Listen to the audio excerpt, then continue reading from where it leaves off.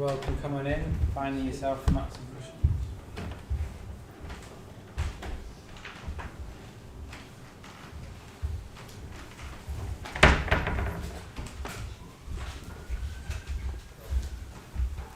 So we're going to start off with a lying down meditation, so you can just choose your pew and then you can lie down in your own time, and if you want to have your feet towards the door, then we're all in the same line.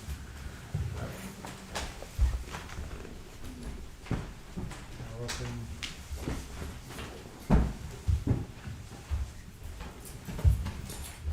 So just finding space. And as soon as we're here, we're already here.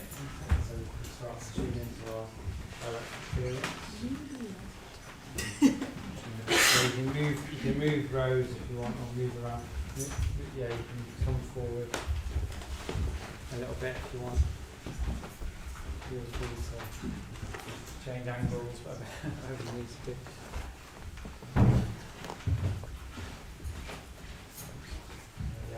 Yeah, you can always spread out for the lying down meditation and go back afterwards if you want. Feel free to do what you need to do.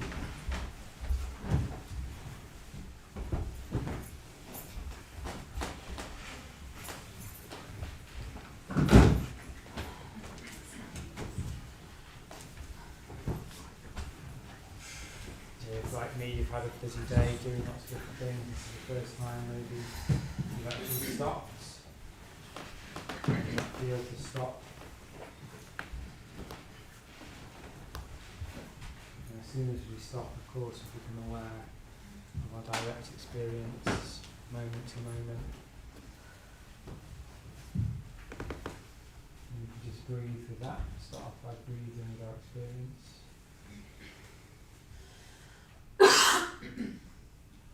We're just allowing ourselves to breathe naturally. And particularly you can imagine on the out breath is like a release valve, so that with every out breath, just releasing more and more tension.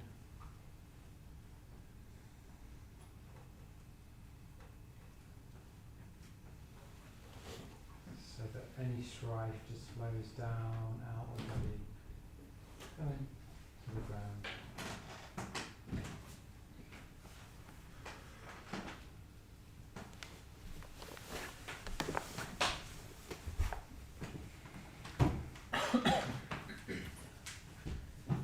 And with that, a sense of the body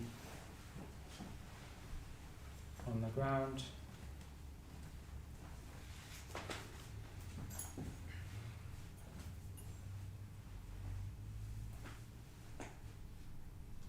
And with each out breath, sinking deeper and deeper into the ground.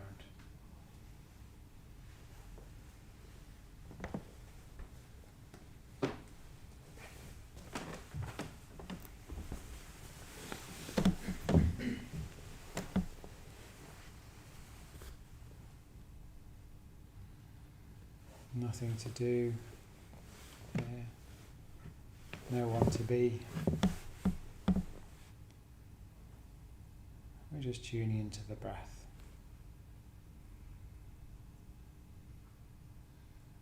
It's almost as if you're watching the breath from above and allowing it to breathe naturally.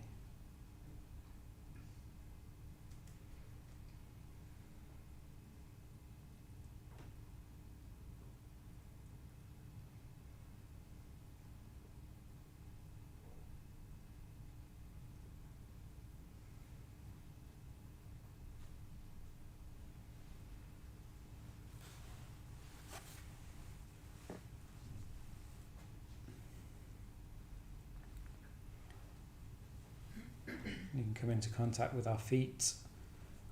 There's a lot of nerves in the feet, so just tuning into the sensations on the ground, the temperature.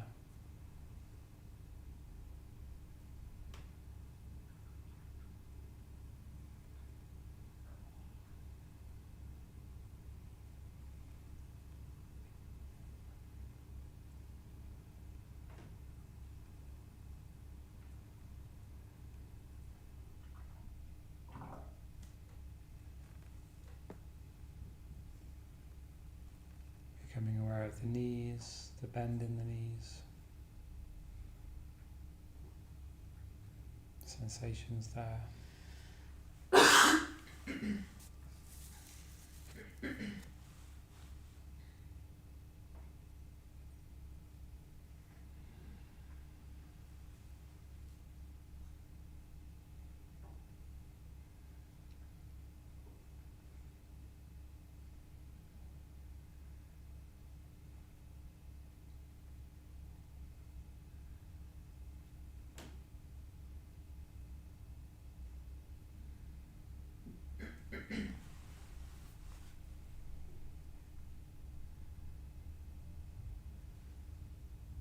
And the belly, often we hold tension in the belly, just imagining any tension releasing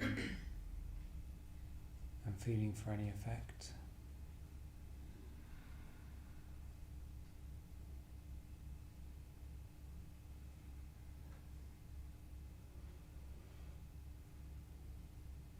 Tuning into the breath just below the belly button.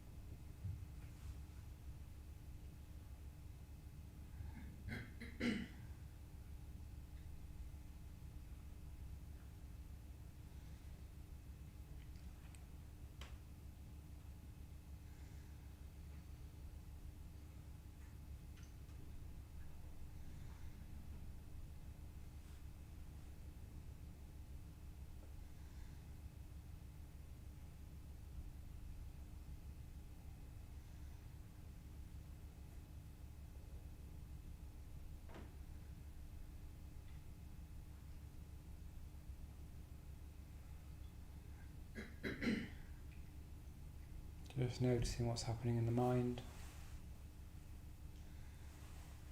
How does that feel in the body?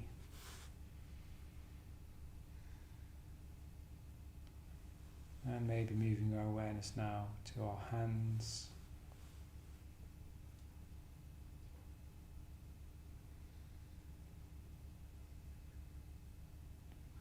Tuning into any sensations in the hands. It's not the idea of the hands, it's the sensations. A bit like if your hands were in a bag of rice, what would that feel like?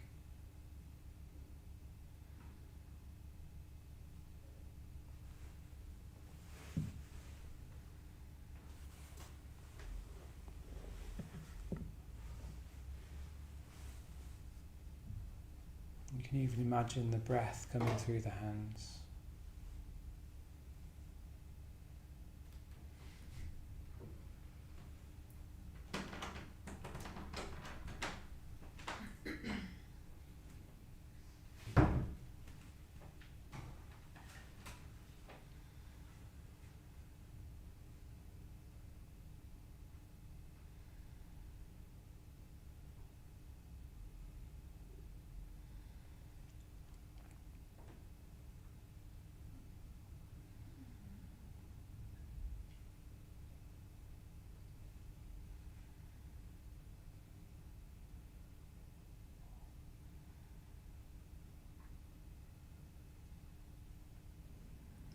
Bringing our attention up to our chest area.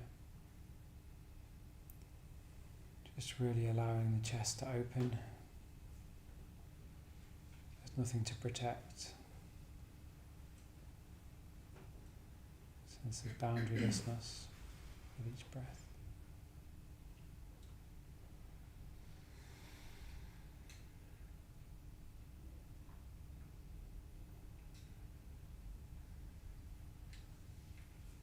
Coming right up close to the sensations in the chest. Maybe there's emotion there. Maybe there's not. Whatever's there or not there, that's okay. Just breathing with it.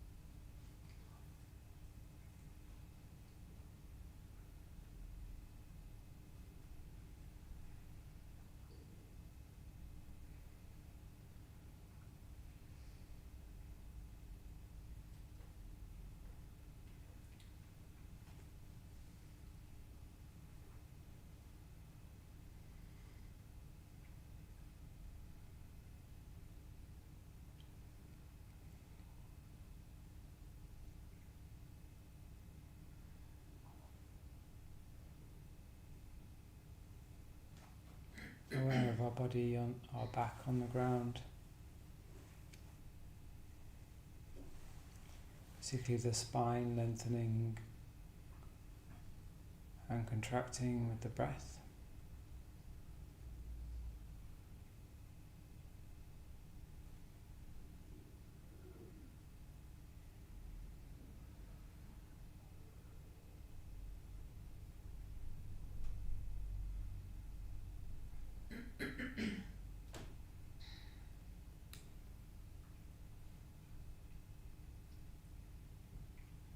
And our shoulder blades widening and contracting.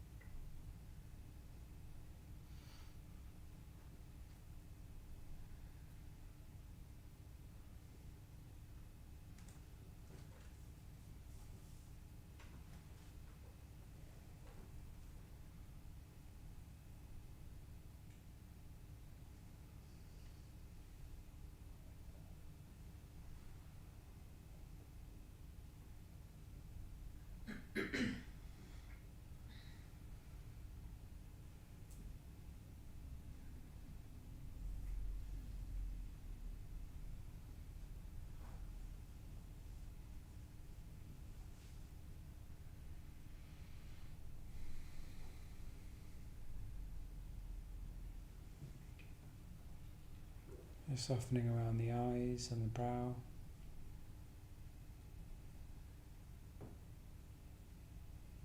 Throat.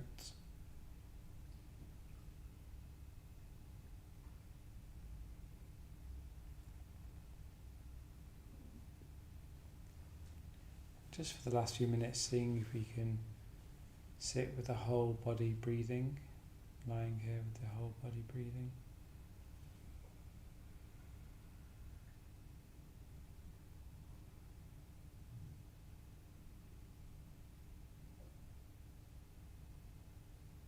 Just having ourselves a sense of how we are in the space around us,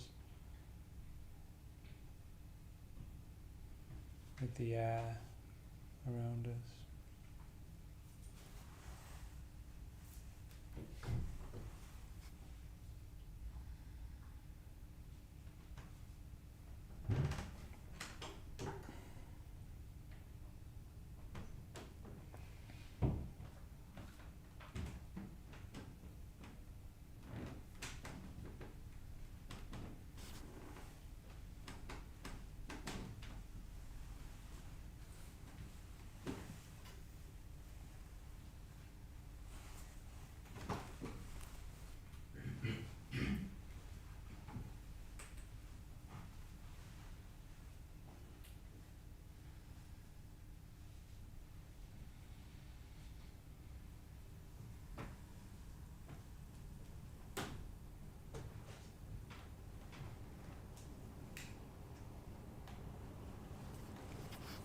Tuning into the temperature of the room.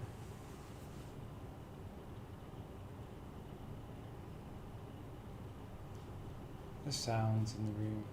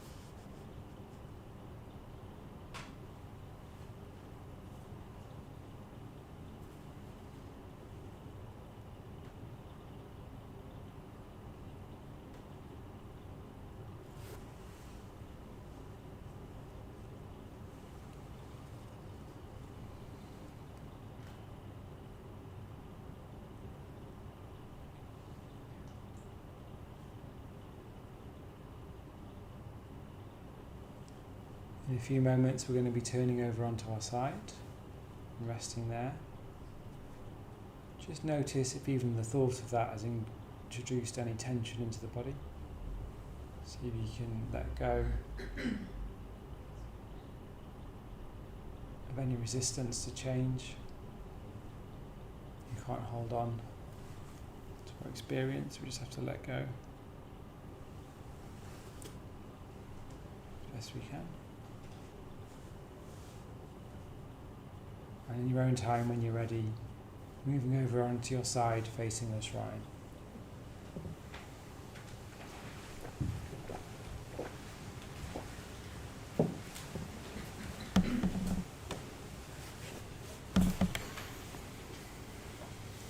And in the next movement, when you're ready, you're going to be coming up on all fours, keeping your head up last and setting yourself up for a period of meditation. And I will say a few things first, so you might want to sit comfortably to start as well.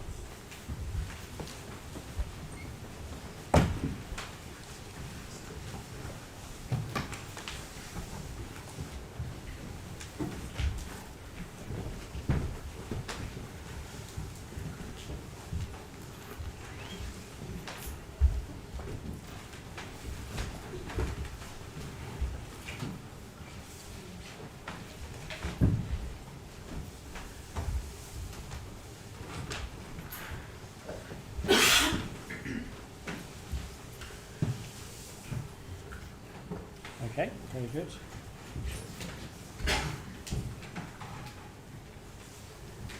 So I thought I'd say a bit about who's on the shrine today. We've got a picture of Oliver Mateas, who he died last week.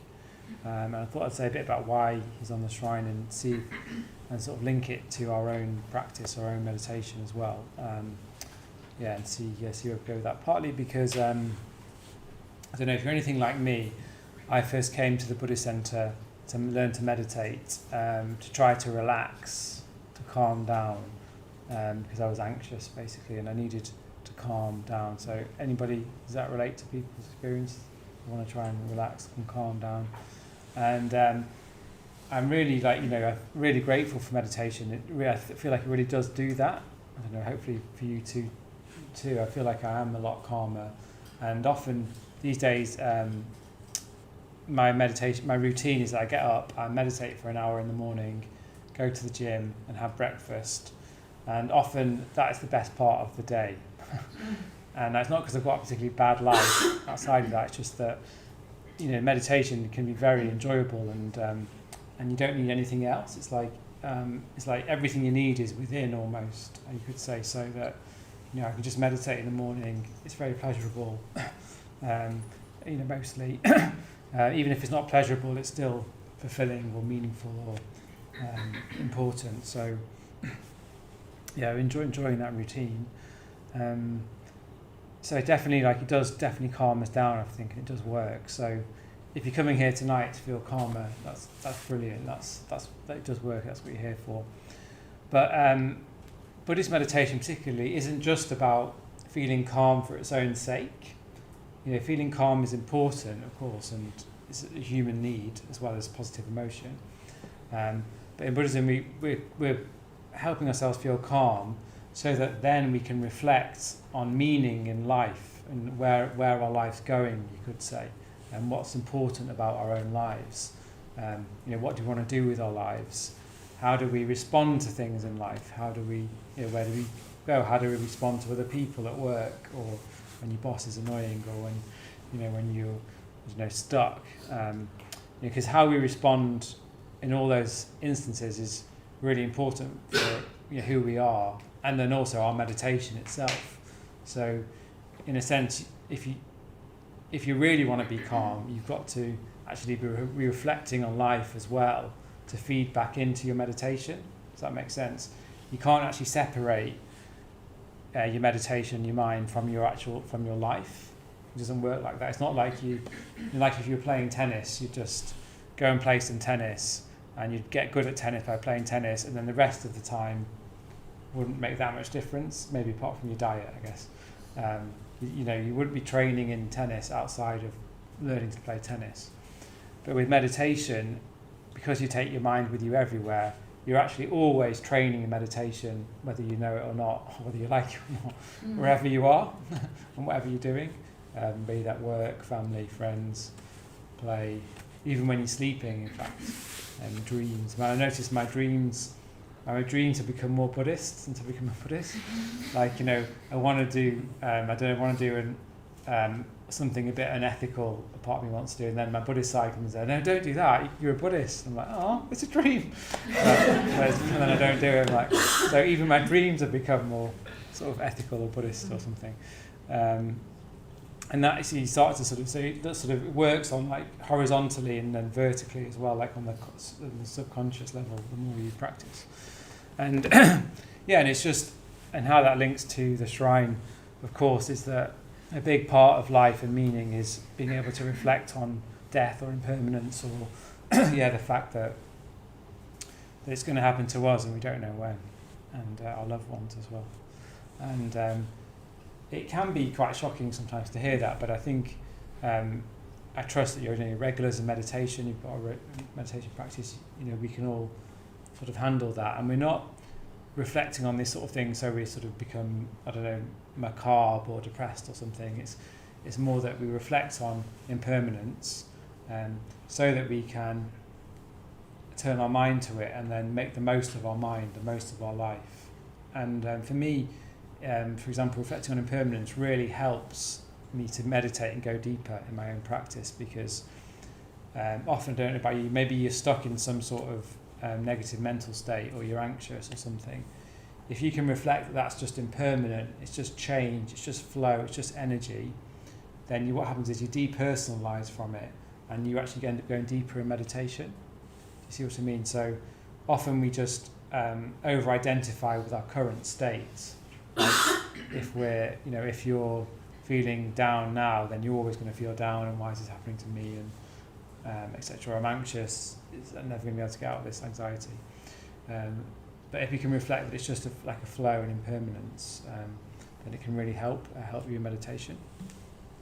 And once you can do that, then you can actually then start to face the bigger questions of life, in terms of, you know, other people being impermanent around us, or our own impermanence, of course, as well, as you go through the path. And then, of course, that all feeds in to being calm in the end. So in summary, what I'm really saying is, if you want to be really calm, you've also got to reflect on meaning, death, and life as well, because it's not just when you can let go and reflect on impermanence, then it's almost like you have a new life, a new lease of life. Like that's what we say when you get ordained, for example, in the Buddhist path. It's like you've had a new lease of life. Like you get I've got a new name, for example, and but that comes out of letting go of something else. Yeah, a part of me. Yeah, letting go of something else. Anyway, let me try and stay focused on the meditation. So, what I thought. So we've just had partly why I'm saying we've just had a ceremony for Oliver, who was part of this community. He was a bit like us, coming along to the centre, coming on retreats, and unfortunately he died in a tragic way last week. And it just really shook us a bit as a community, and in it, and it's also as well as sort of wishing Oliver well on his journey, and his family well, and each other well, it's also a chance for reflection as well, and an opportunity to just make us reflect on our own life, our own mind. So that's why we've kept him on the shrine there, even though you might not know him and you might not have any connection to him. That's fine. It's more that it's just a chance to reflect. In fact, the whole shrine, in a sense, is trying to do that. The flowers representing impermanence. These are stupas at the back who've got ashes from deceased order members, and the Buddha figure represents, in a sense, the new life that you can move towards when you can reflect on death. So it's very appropriate, in a sense, the image there for us. So so what we'll do now is we'll do a period of the mindfulness of breathing. And what I want us to do is to go through the stages and see if we can reflect, even just drop in the question, is this experience fixed? Does this change? Is there flow? Is there energy flowing? Do you see what I mean? So, and you're not trying to force an answer. You're just dropping in the question: Is my breath fixed? Is one breath the same as the other breath? Does the energy? You could say the energy body. You could say, does that move or is it fixed? If there's pain, is that fixed? Does that change? If there's whatever mood we're in, even if we're getting into, but like I was saying, like in the morning, sometimes I do get into dhyana. It's very blissful. There's no thoughts. But is that if that's happening for you? Is that permanent? Does that change? Does that flow? Are you trying to grab after that, or let it go? Or so just adding in that reflection for me really helps to go deeper in the meditation. It helps with absorption because it makes the practice very interesting because you're like, oh, it's just flow. Oh, that's interesting. Something. If you get distracted. Is that fixed? So you keep dropping in that question, and you'll know if it's working if you feel a bit of a relief or a release, and the consciousness is sort of deepening a bit, and the thoughts are a bit quieter, and you're just a bit more absorbed in the actual sensations of the breath. Yeah. Then in the second half we might do some more metta bhavana as well because you need a bit of that as well. But I thought we'd start off with some mindfulness first. Okay, good. So let's give that a go.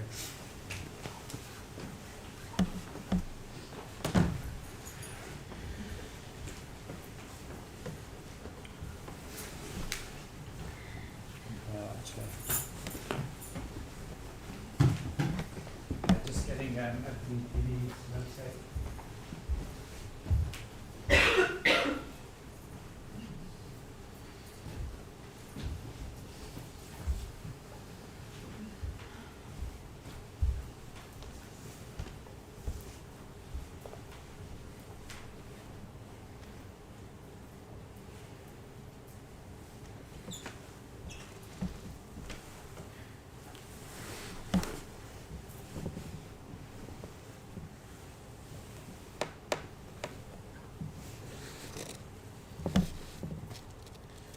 Maybe just what I was saying is can be quite confronting as well. So just starting off with tuning into our emotions, and wishing ourselves well. Mindfulness and metta really do go together. So just see if you can cultivate a bit of metta first by opening the heart.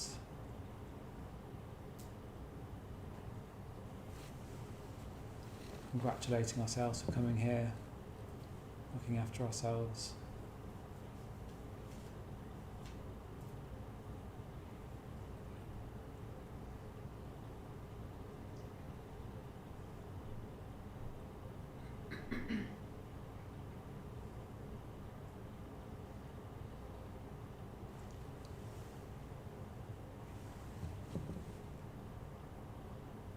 And a sense that everything's going to be okay.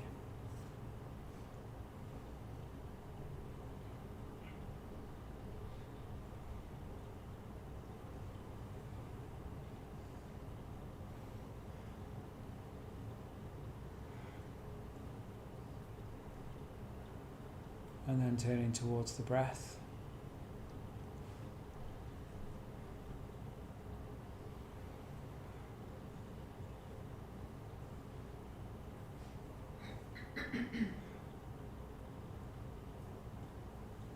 And just dropping in the question,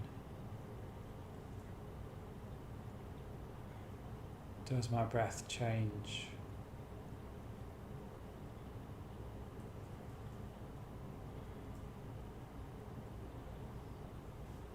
Is this fixed?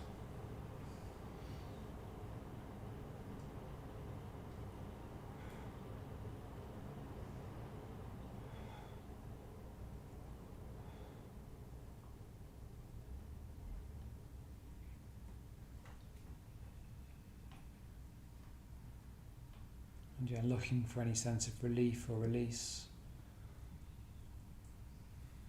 as you tune into the breath.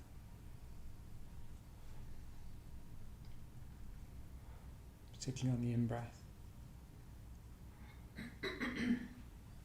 and to release on the out breath.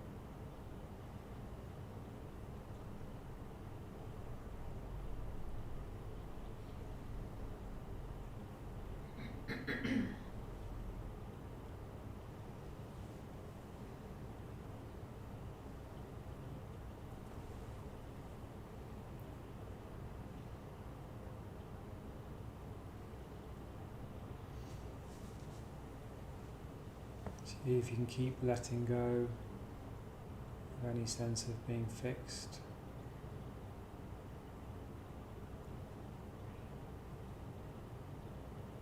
Just allowing the energy of the breath to change.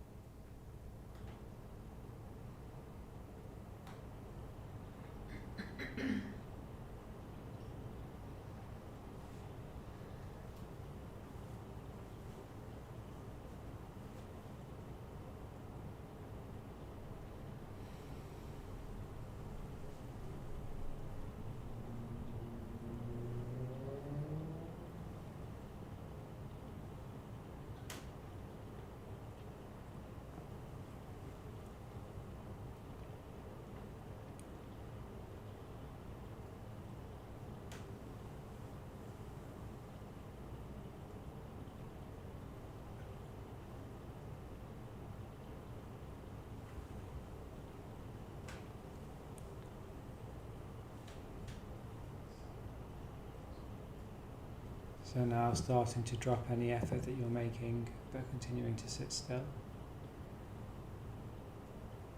Just absorbing the fruits of the practice.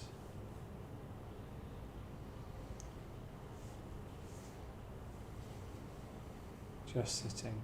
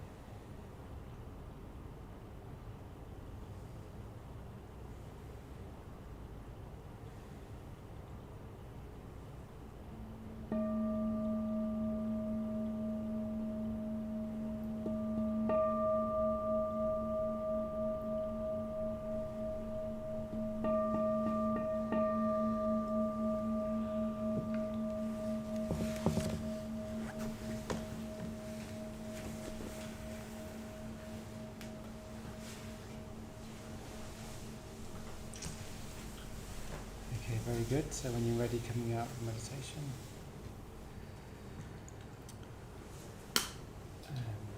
Yeah, in the second half I'll say a bit more about how we can work with these reflections, insight reflections in meditation to help us go deeper.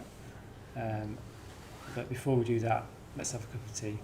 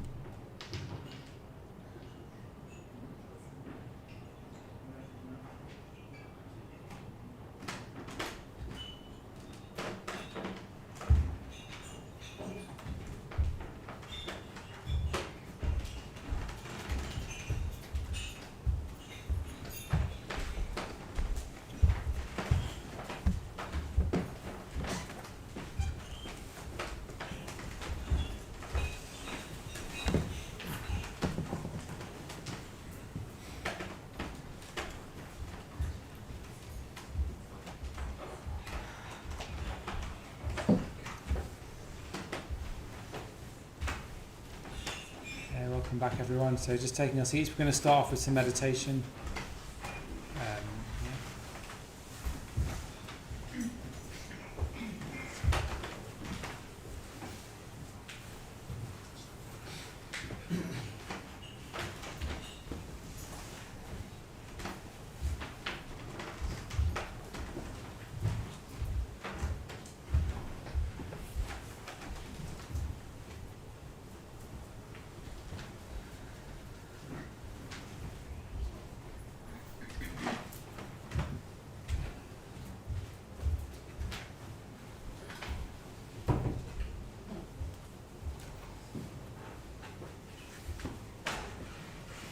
Yes.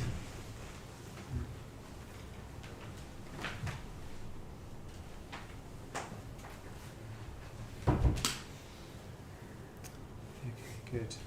So yeah, we're going to start off with some meditation. Let's do some metta bhavana. It's really important, especially when we're reflecting on themes like impermanence, to stay very deeply connected to metta, to positive emotion, because otherwise what can happen is any sort of reflections like this can lead to us to be a bit nihilistic or something, or see it in the wrong way. We're not trying to be nihilistic or stoic or somber, or we're actually, it can be we're just trying to reflect on something very positive actually. So to do that we need to keep in touch with our positive emotion, our metta, you could say our courage, another way of saying our keeping our heart open. So yeah, let's just do, we'll do like a 3-stage metta bhavana. So ourselves, a good friend, and then you can just expand it out to whoever you want in the 3rd stage, like friends, family, other people, etc. Okay. So just for like 12 minutes, like 4 minutes each stage. 4, 8, 12.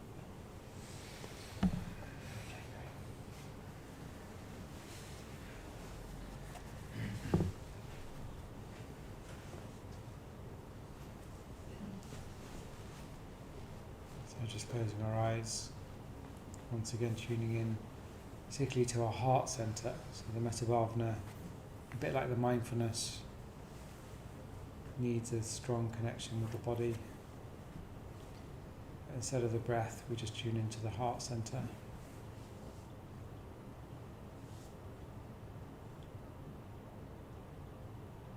And you can include the breath, because of course the breath is in the background to the heart centre. So I like to breathe with metta, with the metta.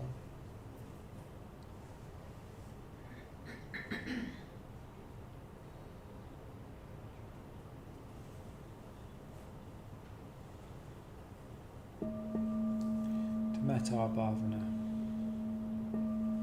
cultivating metta for ourselves.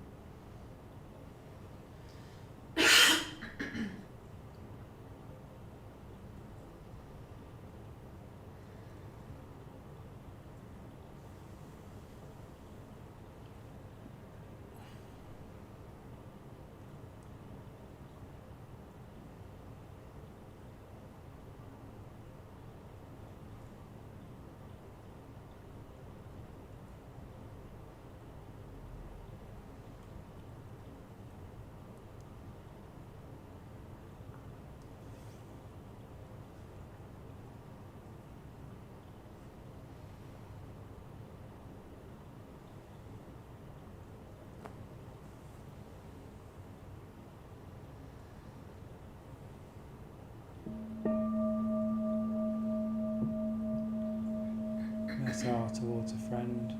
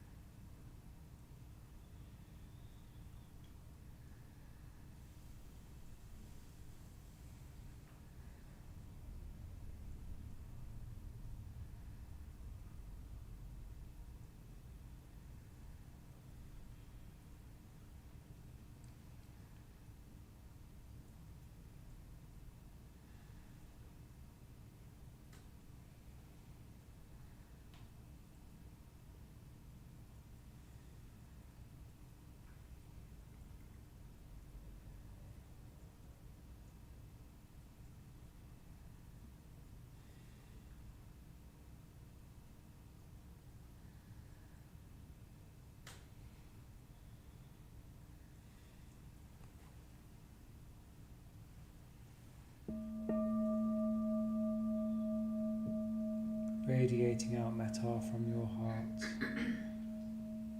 to others in your life.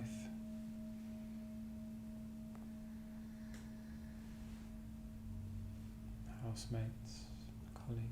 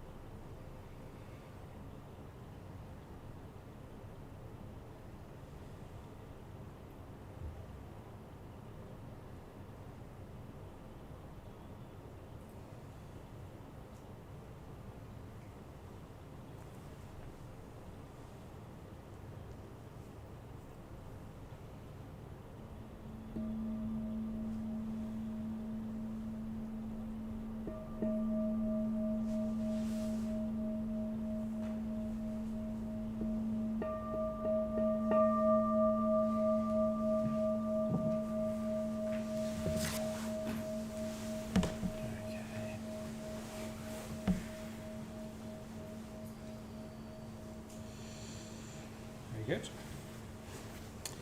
Okay. So yeah, we're going to do a reflection exercise before we then meditate again to finish the night off.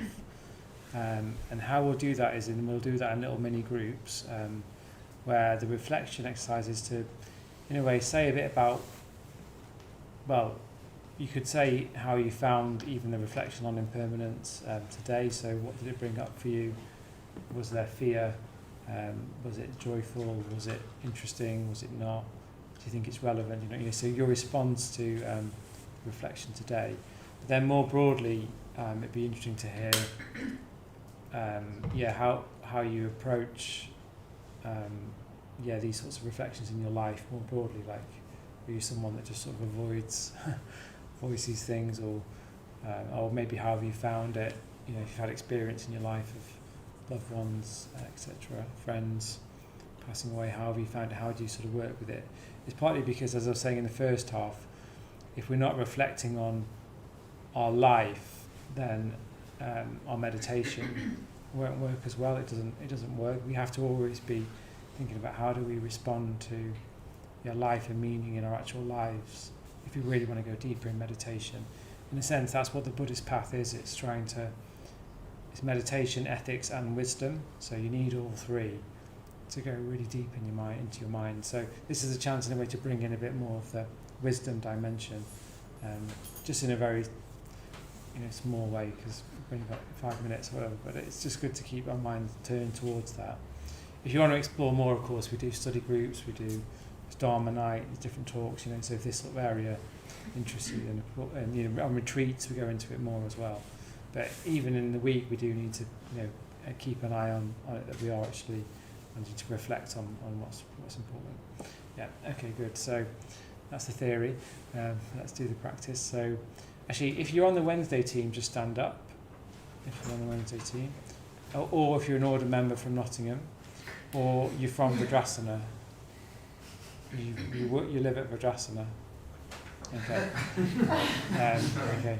Now everybody else, just start moving towards these people who will lead. Even if it's just one person's fine, 2 or 3, who will just lead a little group for you. Okay.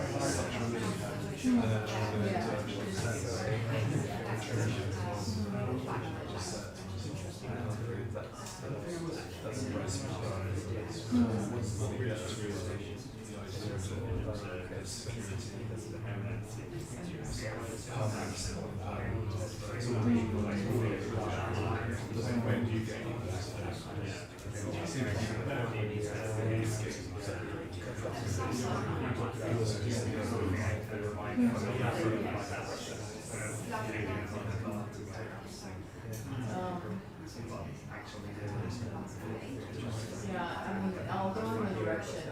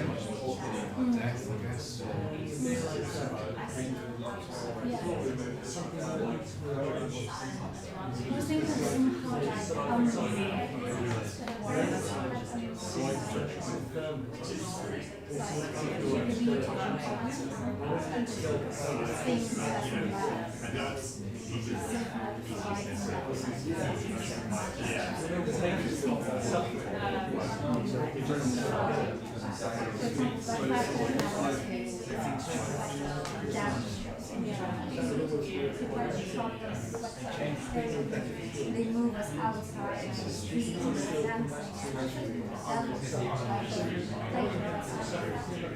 read about the choreographer and he was trying to say express this idea and actually you were actually noticing that moment and just because that moment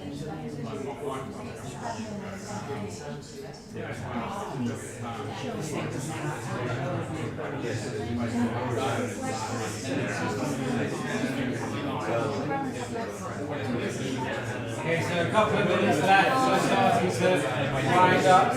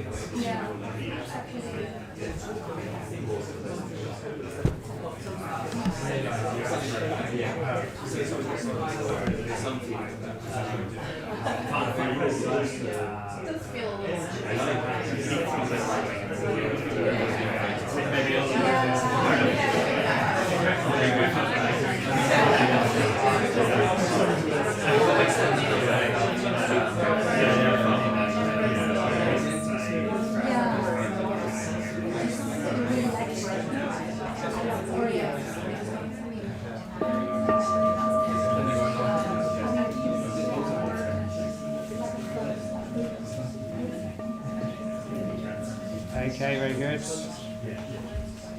Yeah.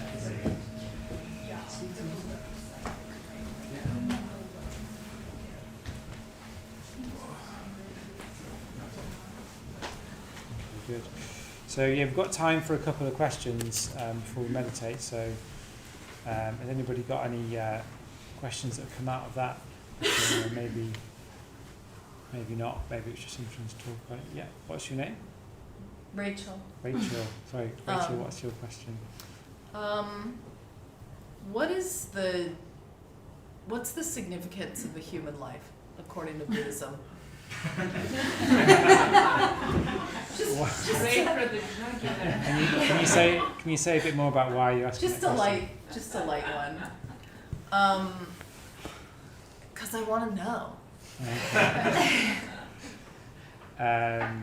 Well, the human life is very precious in Buddhism, and it's precious because it's an opportunity. Because traditionally in Buddhism, there's different realms that you can exist in: the animal realm, the human realm, the God realm, the hell realm. But the human life, particularly, we've got a very precious opportunity because there's enough suffering to make us realise that we need to do something about it, but not too much suffering. And at the same time, there's enough. We have enough spiritual qualities that we can actually do something about it. So it's this perfect balance between Traditionally speaking, this is on the Tibetan wheel of life. It's the sort of perfect realm to make progress in. Whereas if you're in the hell realm, for example, according to Buddhism, it's just too hellish. Or in the God realm, that's you just got too many nice things, and so you don't really want to practice. But the human realm is so it's a metaphor, which you can pick apart a bit. But the point that I'm trying to make is that to answer it simply, the human life is very precious, and it's a precious opportunity to do something with our mind. You could say the mind is what is the most miraculous thing in the universe. Like, what even is the mind? We can do an MRI, etc., but we don't really know what it is, and everyone's got one, and it can do the most terrible things known to man as well. The mind can, you've seen it on the news.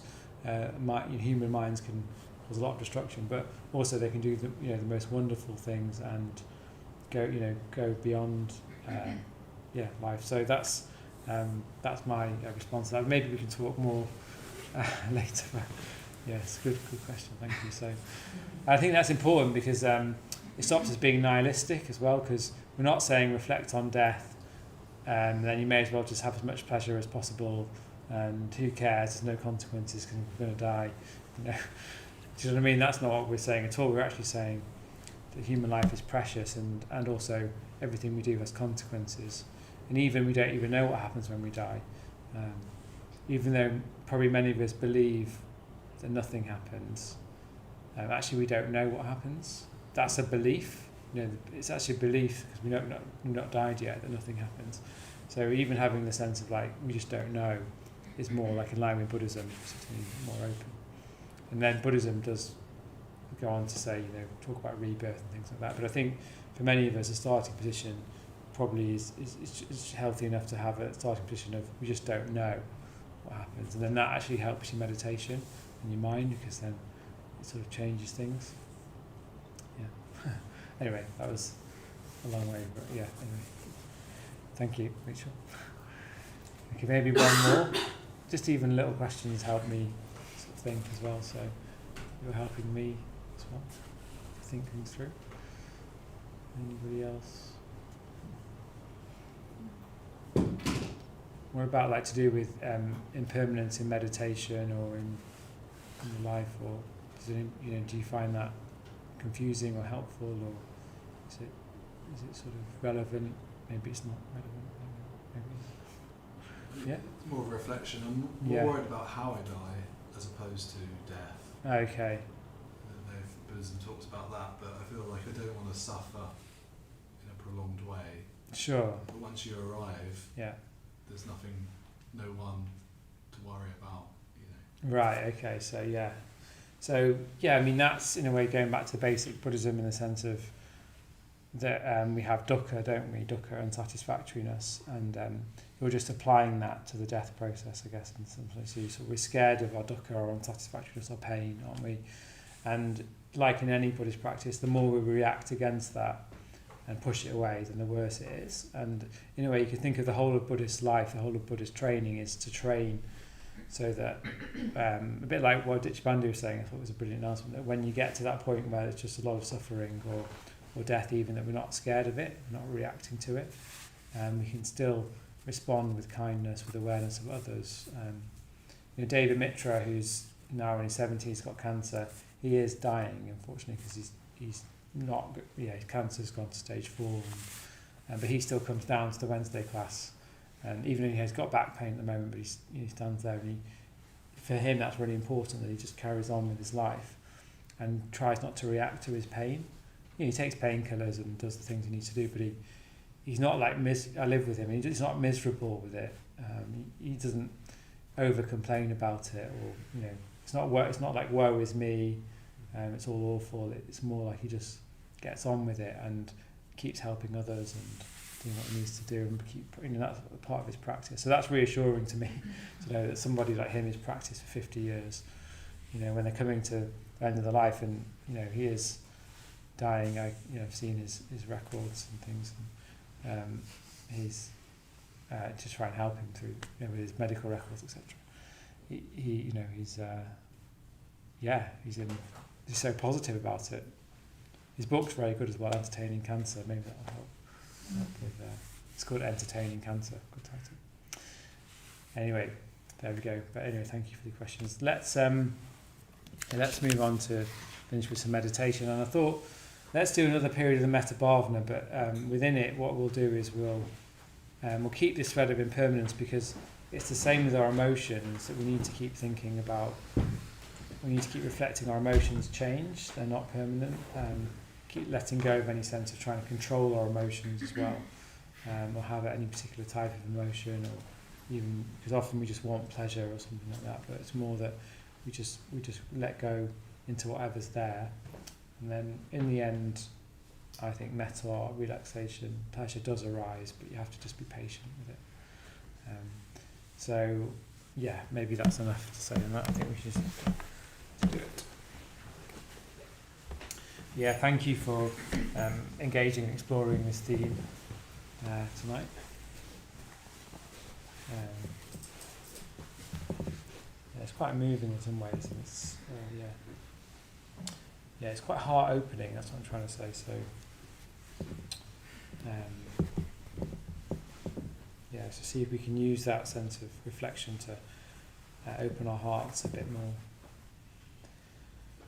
and turn towards our mind, our meditation.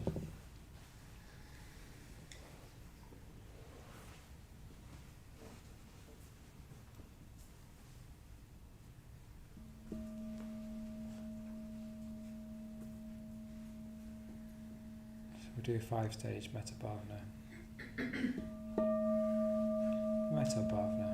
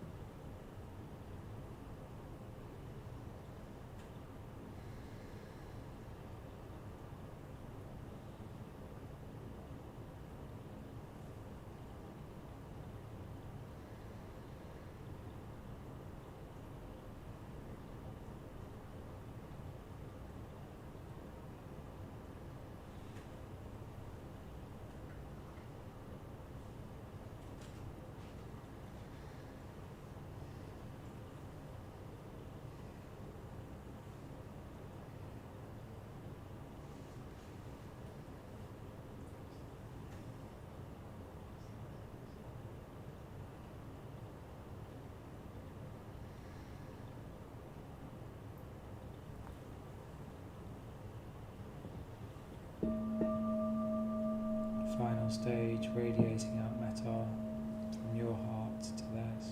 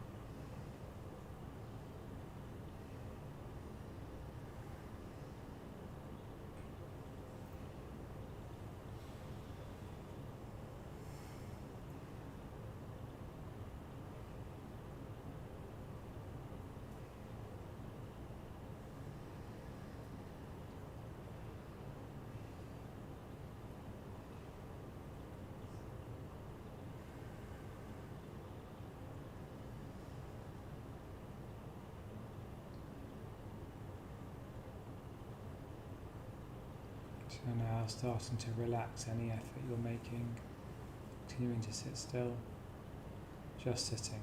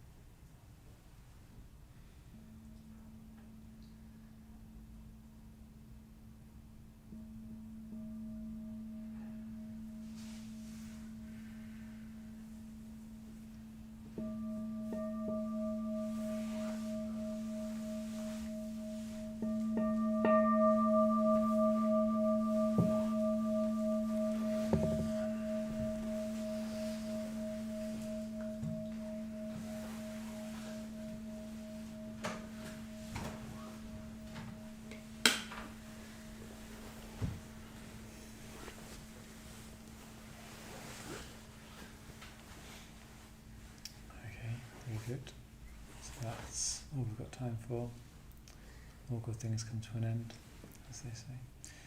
And yeah, just to say thank you for coming, and yeah, thank you very much for contributing so well, so wholeheartedly to tonight's class. It was a special class, and glad that you came and hopefully you got something from it.